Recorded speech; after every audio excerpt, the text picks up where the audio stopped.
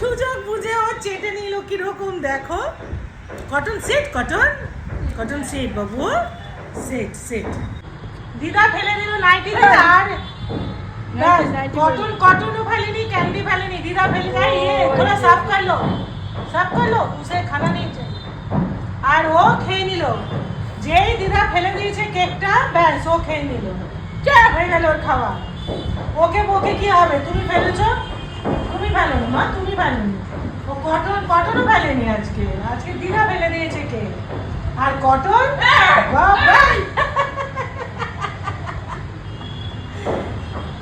Cotton তুই সূর্য মানে অন্য সময় বিছানায় উঠতে কি কাণ্ড করে, আর আজকে দেখো কেকের লোভে দুজনে কিরকম বসো। আর দেবো না, অনেক খাওয়া হয়ে গেছে।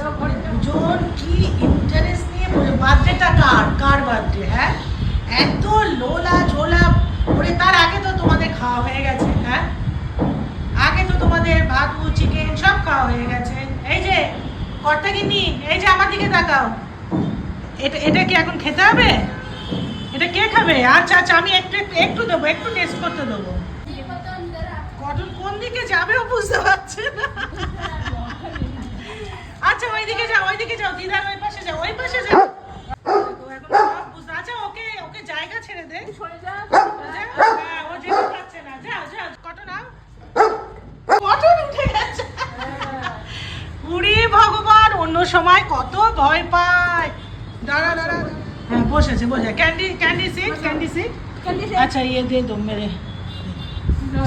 এত কেক আসলে ও কি করবে? ও এক্সাইটেড হয়ে